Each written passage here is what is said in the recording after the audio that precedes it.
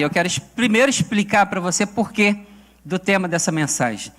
Na linguagem médica, a gente ouve muito essa questão de síndrome, não é verdade?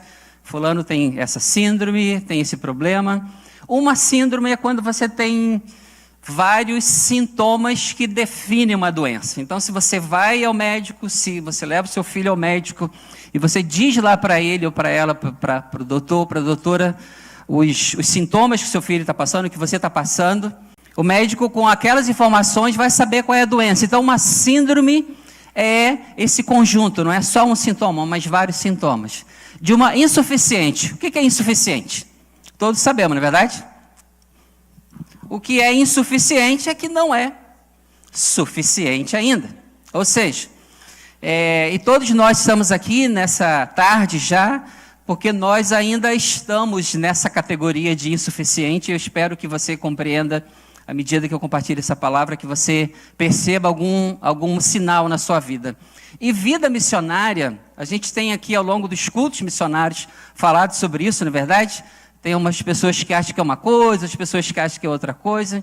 Quando eu entreguei minha vida para Jesus, quando você entregou sua vida para Jesus, não é opcional que você se torne missionário. Você não pode dizer, eu não quero ser. Porque a sua essência como cristão, você é um missionário. Você é a luz do mundo. Você é o que mais? Você é o sal da terra. O que mais que você é? Você é o perfume de Cristo. Você é uma carta aberta. Então, quando nós entregamos a nossa vida para o Senhor, nós entramos nessa categoria, é automático. Você é transportado do reino das trevas, é isso que a Bíblia diz, literalmente, para o reino do Filho do seu amor, que é o reino do Senhor Jesus Cristo. Só que, muitas das vezes, nós nos perdemos nesse processo, porque é muito provável, eu espero que você não seja uma dessas pessoas, que às vezes as pessoas passam a vida inteira e elas nunca compartilharam de Jesus uma única vez para uma outra pessoa. É como se você tivesse descoberto a cura de uma doença, você tem o antídoto ali para a pessoa também ser curada e você guardasse para você. É mais ou menos isso daí. Então você guardou para você aquilo que você sabe que é a cura, que vai resolver o problema, que vai trazer a solução, e você esconde aquilo para você. Bem, não preciso nem usar alguns adjetivos aqui para dizer o que isso significa, não é verdade? Mas tem uma coisa que às vezes a gente esquece, que você é missionário onde você está. Só que você e eu não estamos, seja lá na Índia, seja no Nepal, seja em locais em que você não pode entrar como estrangeiro, talvez por causa da cor da sua pele, tem local que você não pode ir.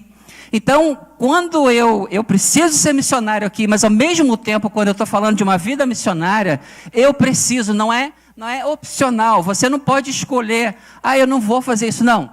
Nós precisamos levar ou prover meios para que o evangelho também chegue às outras pessoas. Estou usando o termo médico de doença, porque se você for olhar, a gente tem a doença física, na verdade, tem doença emocional, psíquica, e tem doença espiritual também. Tem um capítulo na Bíblia, capítulo 28 de Deuteronômio, eu não vou ler lá, e você vai ver ali como é que o povo ia ser, olha a palavra, essa palavra que a Bíblia diz, como é que o povo seria amaldiçoado por Deus por não obedecerem a Deus.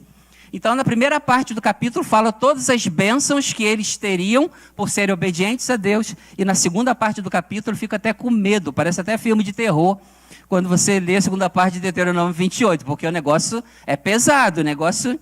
Mas o que Deus queria? Que o povo entendesse isso. Eu obedeço a Deus, eu estou debaixo da bênção de Deus. Eu estou em desobediência a Deus, eu estou correndo risco de que essas doenças, né? E a gente está falando especificamente aqui hoje sobre missões, sobre esse envolvimento ou não envolvimento, pode fazer parte da nossa vida.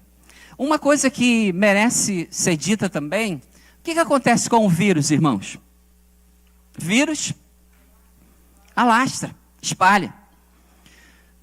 Alguém tem um vírus, você convive ali com a pessoa, o que acontece? Não tem jeito. Você talvez não quisesse que aquilo acontecesse, você talvez não queria que alguém ficasse doente. Aconteceu isso muito no Covid, não é verdade? Todos nós aí conhecemos histórias de pessoas próximas a nós ou mais distantes. No dia que eu vi, a gente estava lá no Brasil, em que a Covid podia ser transmitida até por pessoas que não tinham sintomas, eu falei, pronto, vai dizimar a população.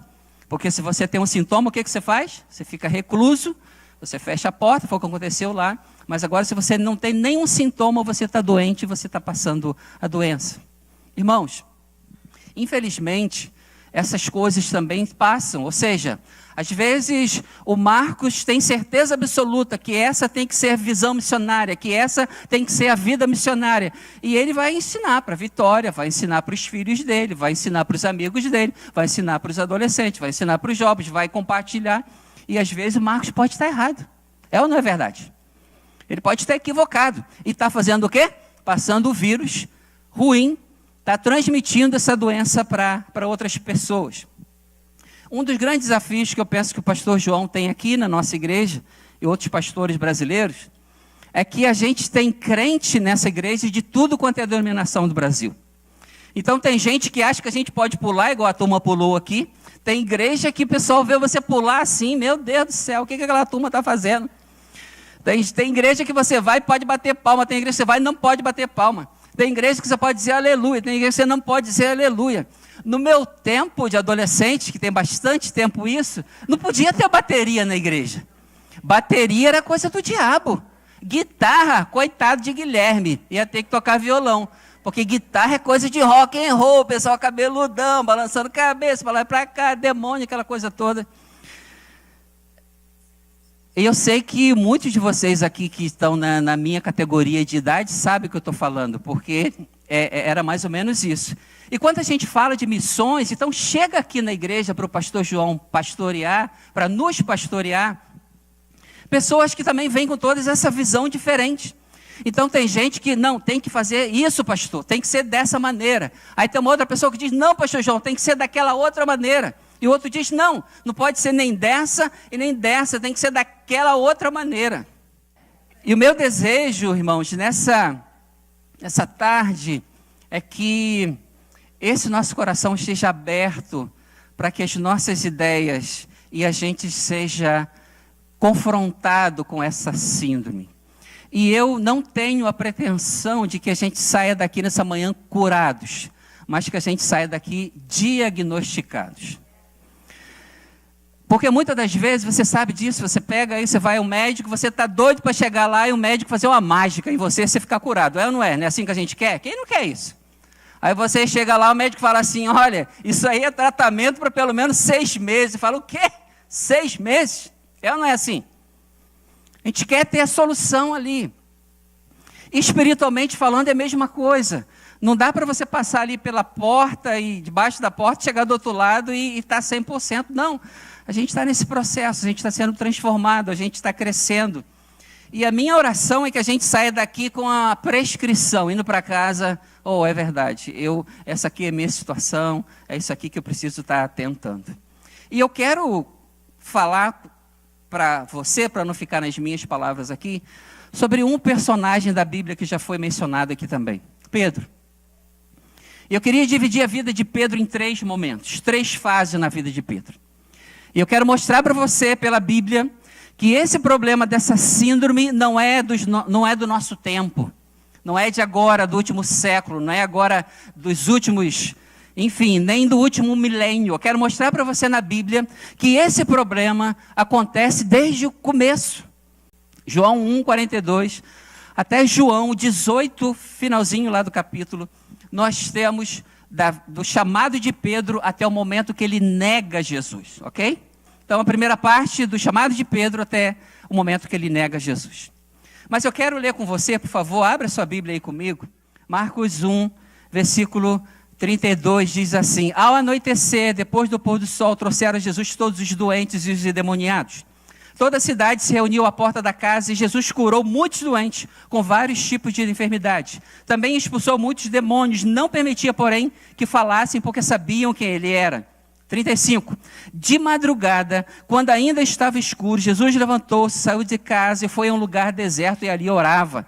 Simão, que é Pedro, e os que estavam com ele foram procurá-lo e ao encontrá-lo disseram: todos estão te procurando. Versículo 38, Jesus respondeu: vamos para outro lugar, para os povoados vizinhos, a fim de que eu pregue lá também. Afinal, foi para isso que eu vim. O que Pedro está dizendo aqui? Pedro está sendo porta-voz de um grupo, e que na concepção deles, Jesus era só para eles. Você imagina, pensa hoje, Jesus entra naquela porta ali. Quem seria o primeiro para correr para lá, não é verdade?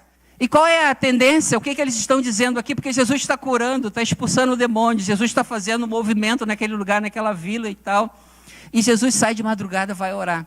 Jesus sai para orar e Pedro vai lá: Senhor, está todo mundo te procurando.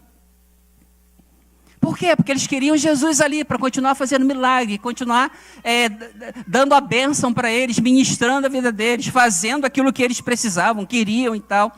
Mas na verdade, o que Pedro está querendo dizer? Pedro está querendo dizer assim: Jesus é para mim, Jesus é meu.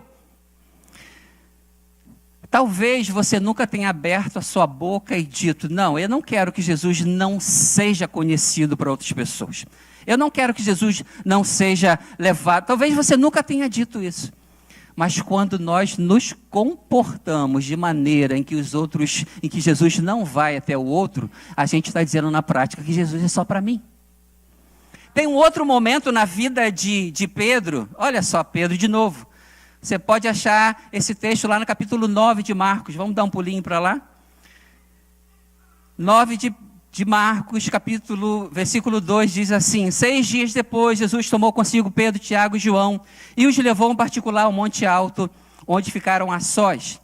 Ali foi transfigurado diante deles, as suas roupas se tornaram brancas, de um branco resplandecente, como nenhum lavandeiro sobre a terra seria capaz de branqueá-los. Apareceram diante deles Elias e Moisés conversando com Jesus. Então quem? Versículo 5. Então Pedro disse a Jesus: Rabi, que bom é estarmos aqui. Façamos 3 tendas, uma para ti, uma para Moisés e outra para Elias. Ele não sabia o que dizer, pois estavam apavorados. Você imagina você viver esse momento? Jesus chama você, vai lá para o monte. Chega lá no monte, aparece quem? Moisés e Elias. Irmãos, que momento glorioso deve ter sido aquele negócio, não é verdade? Pedro está dizendo o quê? É bom estarmos aonde? Estamos aqui. Interessante, se você continua lendo esse capítulo, eles descem do monte e chegam lá embaixo, tem um endemoniado, um menino endemoniado, e os discípulos estão lá tentando expulsar o demônio, e não vai embora, e Jesus chega, expulsa, enfim. Irmãos, a nossa ida ao monte não é para a gente ficar lá no monte. A nossa vinda à igreja não é para você guardar para você o que Jesus está ministrando na sua vida aqui nesse lugar. A vinda aqui tem um propósito. Deus não está aqui curando você, transformando a sua vida para você guardar para você. Você não mudou o seu endereço daqui para ir morar lá no céu à toa. Você não está sendo santificado, ministrado pela graça de Deus, confrontado, porque o Evangelho confronta também à toa. Tem um propósito nisso. Deus está chamando para a gente ser essa luz e clarear para onde formos, e não para montar a tendinha e ficar aqui. Então você está percebendo que desde o começo, é isso que eu estou dizendo, desde o começo do Evangelho, esse problema da síndrome já está afetando ali. E o que aconteceu desde então? Se no começo foi assim, você imagine agora, quase 2000 anos depois, que nós temos aqui. Temos uma continuação de uma doença, de uma insuficiente vida missionária que vem sendo passada de século em século e chegou lá na sua igreja no Brasil, viu?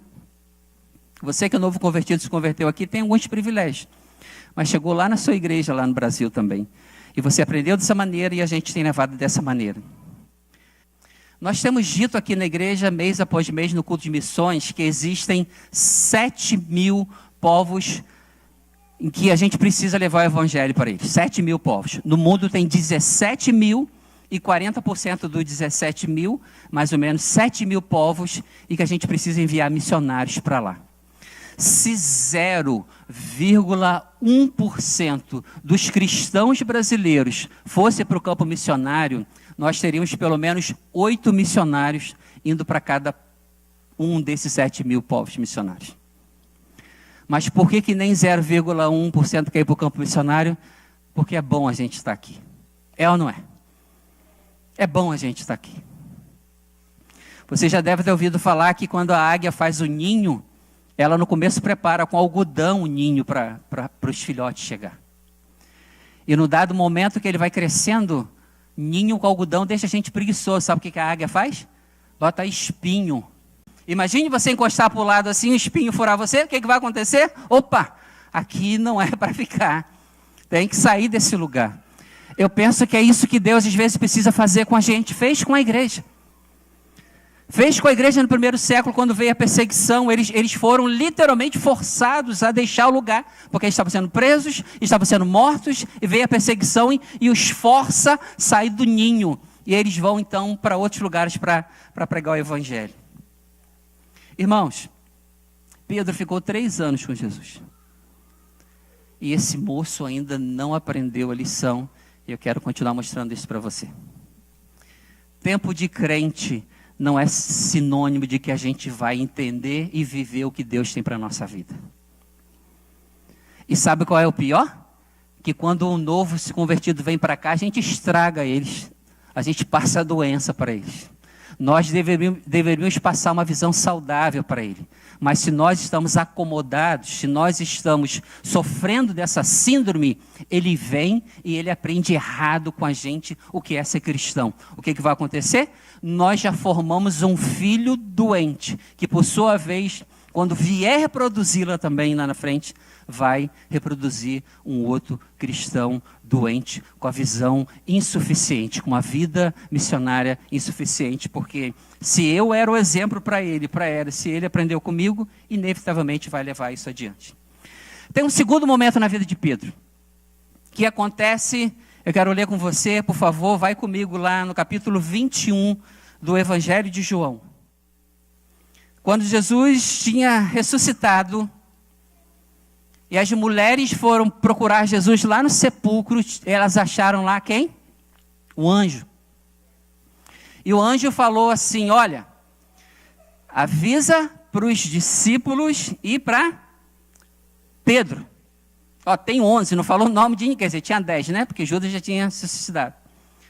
Tinha 10, não falou o nome de ninguém, falou o nome de Pedro. Então avisa aos discípulos e avisa a Pedro que o Senhor Jesus estava indo adiante deles para Galileia. Capítulo 21 de João. É isso que está acontecendo aqui. Versículo 15, por favor. Eu vou ler aqui na minha versão rapidinho aqui. Depois de comerem, Jesus perguntou a Simão Pedro: Simão, filho de João, você me ama mais do que este? E ele disse: sim, Senhor, tu sabes que te amo. Jesus disse: cuide dos meus cordeiros. Novamente Jesus disse: Simão, filho de João, você me ama? Ele respondeu: sim, Senhor, tu sabes que te amo. Jesus disse: pastoreia as minhas ovelhas. Pela terceira vez, ele disse: Simão, filho de João, você me ama? Pedro ficou triste, porque Jesus lhe perguntou pela terceira vez: você me ama? E disse: Senhor, tu sabes todas as coisas, sabes que te amo. Jesus lhe disse: cuide das minhas ovelhas. Esse texto, ele é considerado como um momento da cura de Deus na vida de Pedro. Lembra que o que tinha acontecido até aqui então era um homem impulsivo, um homem que dizia que ia com Jesus até a morte, ao mesmo tempo ele negava Jesus, um homem que fazia um monte de coisa, um homem que ainda não tinha compreendido, porque a gente acabou de ler agora há pouco, não é isso? Ele ainda não tinha compreendido o tamanho da missão, a grandeza da missão, que era, na verdade, que essa vida missionária não ficasse restrita ali a eles. E um homem que agora tinha pecado. Irmãos, você já prometeu uma coisa para alguém e você não fez, e você se sentiu tão mal, tão mal, tão mal? Já aconteceu isso com você? É horrível, não é verdade? Eu não estou falando aqui daquelas pessoas que Não vou usar esse adjetivo não, que é muito pesado, mas enfim. Eu não estou falando aquilo daquelas pessoas que não têm sentimento, ok? Vai ficar bonitinho para você não ficar chateado comigo. Eu não estou falando aqui daquelas pessoas que não têm sentimento, eu estou falando de gente que de fato, que reconhece. O que a gente quer fazer, na verdade? A tendência da gente é tentar correr e lá e acertar a situação. Eu sou assim. Eu evito de não pisar no pé de ninguém, mas quando eu piso, eu vou tentar chegar lá e correr, e, enfim, colocar remédio, fazer alguma coisa e tal. A gente está vendo um Pedro aqui que tinha negado Jesus. Que tinha negado quantas vezes? 3 vezes. 3 vezes ele tinha falado, não, eu nem conheço esse homem, nem sei quem ele é e tal. E Jesus chama esse cara, deixa um recado para ele. Olha, eu estou indo para Galileia e diz para ele que eu vou à frente de vocês, eu vou encontrar vocês lá. Jesus, ele não desiste de Pedro. As coisas que Deus tem dito a meu respeito e a seu respeito são coisas que vão se cumprir. Essas coisas só não vão se cumprir se você não quiser. Essas coisas ou vão ficar suspensas, ou talvez vai ficar lá para o finalzinho da sua vida, se é que talvez isso vai acontecer. O pastor João já repetiu várias vezes aqui, que um lugar onde tem tanta ideia boa é onde? Lá no cemitério. Gente morre com ideia boa, gente morre com chamado maravilhoso, gente morre cheio de dons, cheio de talento, cheio de dinheiro. E da onde? Está lá no cemitério, porque viveu a vida toda aqui e não fez o que deveria fazer. Mas Jesus quis dar uma nova chance para Pedro. Jesus poderia ter escolhido um outro, na verdade, ele já tinha 10, podia ter escolhido mais 1, mais 2, mais 5.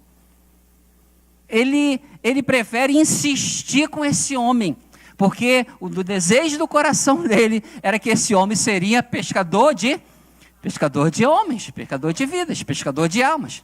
Ou seja, tinha uma palavra lá para Pedro, e o desejo do Senhor era que essa palavra, ela viesse a acontecer na vida de Pedro.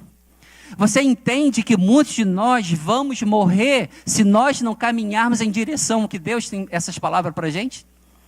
Você entende que você precisa caminhar em direção àquilo que Deus tem dito a seu respeito, porque senão isso vai ficar na teoria. Isso vai ficar guardado para você e você vai partir dessa e não vai viver. Eu lembro uma época de um jogador de futebol lá no Rio, acho que eu falei isso na igreja no passado aqui, e esse menino era uma promessa. Ele fez uma jogada lá que assim, foi igual Maradona. Vocês lembram daquele gol de Maradona que pega a bola lá no meio do campo, vem driblando todo mundo e tal, vai lá e faz o gol? Mais ou menos um negócio assim. O pessoal fala, uau, esse cara vai ser um outro Maradona. Foi o único jogo, nunca mais fez nada na vida. Tem muitos cristãos que são assim também.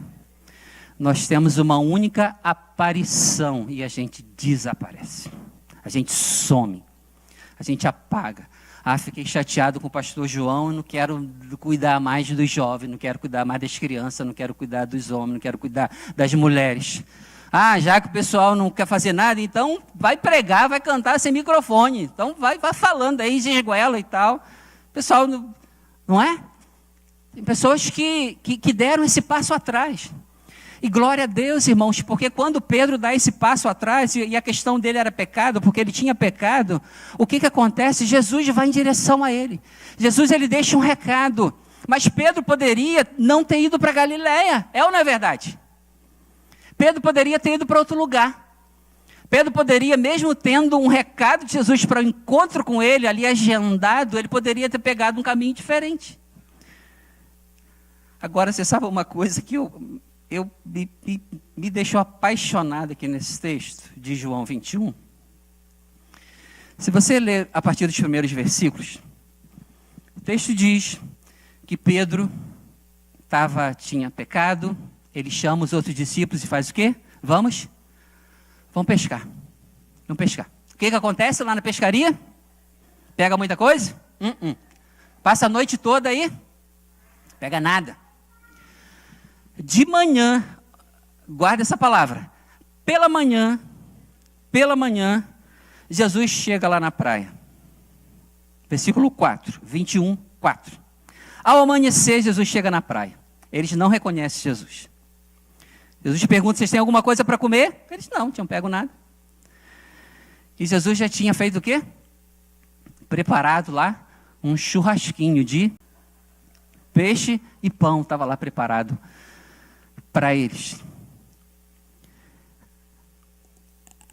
Me parece que Jesus, no primeiro momento, leia comigo, por favor. Eu falei que no versículo 4 está dizendo que ao amanhecer. Leia comigo, versículo 15. E depois de jantarem. Tem uma versão aí que tem essa, não sei se a sua versão faz isso. Está escrito dessa maneira, versículo 15, 21, 15. Depois de jantarem. Jesus, ele chega. Parece que Jesus fica o dia inteiro jogando conversa fora com eles. Mas aí, ao anoitecer, Jesus vai: Pedro, você me ama? Sabe o que Deus ministrou no meu coração, irmãos? A nossa cura é opcional para você. A sua cura de viver o que Deus quer para você é opcional. Você pode não querer a cura. Jesus, ele pode passar o dia inteiro falando com você, vou colocar entre aspas aqui, jogando conversa fora, e é claro que ele não joga conversa fora. Mas ele pode ceder os seus argumentos, ele pode ceder o que você está falando. Só que, na verdade, esse encontro é para quê? É um encontro para cura. É um encontro para transformar, para colocar esse homem de pé. Porque no coração de Jesus, e nós conhecemos hoje a história, depois do que está acontecendo aqui, havia uma expectativa muito grande do céu para ser feito, para acontecer através da vida de Pedro. Só que a cura é opcional. Eu penso, irmãos, que muitas das vezes nós estamos perdendo a oportunidade de ser curado. Eu tenho acompanhado uma pessoa e a gente tem falado sobre perdão. E eu falei, o problema, o que já é um problema em si, não é que você não cuide desse problema de perdão não resolvido. O problema é o que isso vai gerar aqui na frente. Irmãos, uma das grandes desgraças que tem levado pessoas para sofrer emocionalmente, psiquicamente, é a falta de perdão. E quando você lê a Bíblia, tem capítulos e mais capítulos sobre isso. Porque Deus sabia que eu e você teríamos dificuldade com isso. E Deus já disse para a gente qual seria o caminho da cura, o caminho da ministração e o caminho da restauração. Só que cura, guarda isso, é opcional. Pode ser que Deus vai falar com você e você não queira. Você vai dizer assim, uau, Pedro agora vai bombar, não é verdade? Você imagina ter um encontro com Jesus, Jesus fala diretamente, ele diz que ama, tinha negado 3 vezes, agora ele afirma aqui 3 vezes que ama. O que vai acontecer com esse cara? Esse cara vai explodir daqui para frente. Começa o livro de Atos. Vem aqui a terceira parte que eu quero falar para você. Atos 1.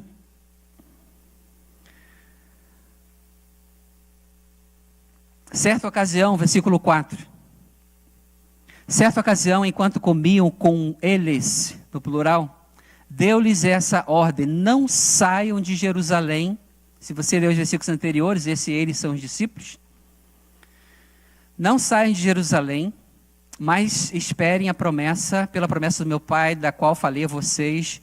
Versículo 5, pois João batizou com água, mas vocês serão batizados com o Espírito Santo dentro de poucos dias. Então, versículo 6, os que estavam reunidos lhe perguntaram: Senhor, é neste tempo que vai restaurar o reino de Israel? Tem vários discípulos aqui. Quem você acha que faria essa pergunta para Jesus? Quem faria? Hein? Quem é o carinha lá que está toda hora ali? Quem é o sanguíneo? Quem é que está fazendo pergunta toda hora?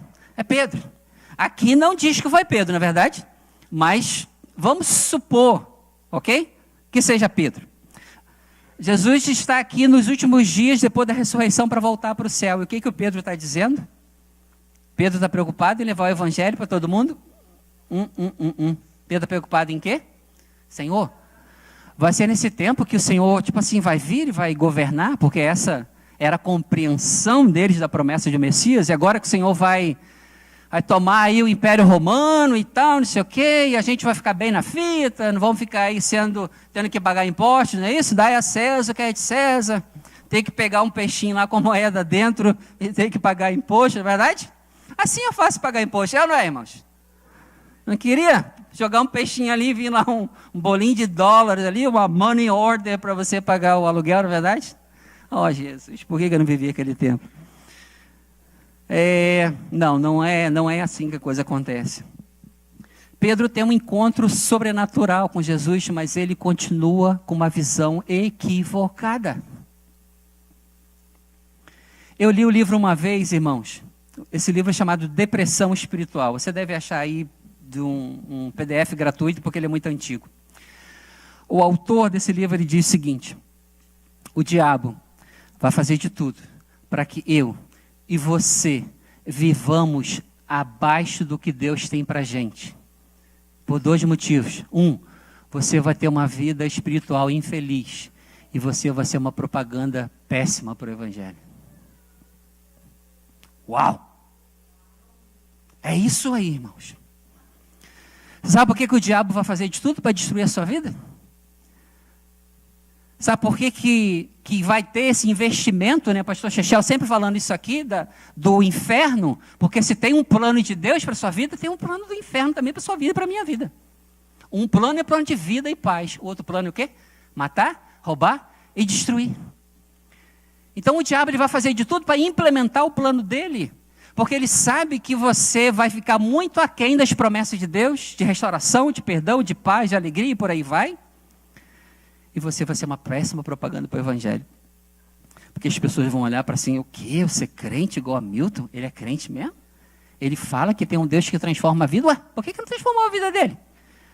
Ele fala que tem um Deus que muda a maneira das pessoas falarem. Por que não mudou a vida dele? Eles falam que tem um Deus que muda a maneira das pessoas fazerem negócio. Por que ele é trapaceiro dessa maneira? Ele fala que Jesus transforma a vida de um marido, de uma esposa, que não é aquilo que Deus quer. Por que ele é dessa maneira, então? Irmãos, e quando você cai nessa categoria, em que as pessoas começam a dizer essas coisas a meu respeito e a seu respeito, o Evangelho fica muito mais difícil de chegar ali. Porque as pessoas são fechadas. Por quê? Porque tem uma visão distorcida, uma visão complicada, uma visão, a cura, esse tempo de cura, né? Voltando aqui para Pedro, para a gente não se perder. Pedro ainda continua equivocado. Irmãos, a gente precisa do poder de Deus? Precisa. Você precisa da unção de Deus na sua vida? Precisa. Você precisa do agir de Deus na sua vida? Precisa, eu preciso. Mas essas coisas precisam nos levar à transformação. Poder, unção, sem transformação não vale de nada. Ou pode ainda reforçar e nos manter nessa posição, dessa visão equivocada, dessa postura insuficiente. Lembra essa palavra que eu estou usando para mim e para você, nós nos diagnosticarmos aqui nessa manhã. O capítulo 10 de Atos, o pastor João pregou recentemente nesse texto aqui na igreja, fala de um homem chamado Cornélio que tem uma visão de um anjo. Nessa visão, o anjo, a Bíblia diz que ele era um homem temente a Deus, que fazia esmolas, que jejuava. E quando o anjo aparece para ele, diz, olha, Deus está vendo tudo que você está fazendo. Mas tem um carinha que você vai mandar chamar. Manda chamar quem? Meu Deus do céu, olha Pedro de novo. Vai lá chamar Pedro. E ele vai dizer para você o que você precisa fazer. O texto diz que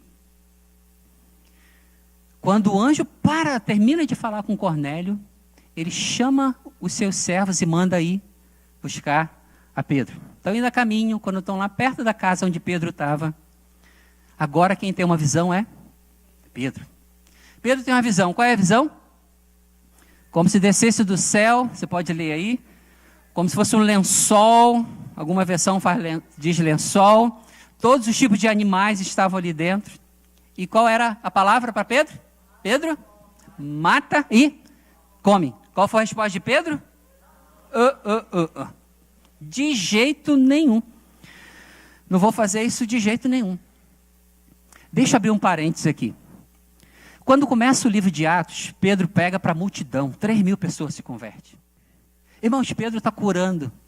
A sombra de Pedro, pensa isso, a sombra.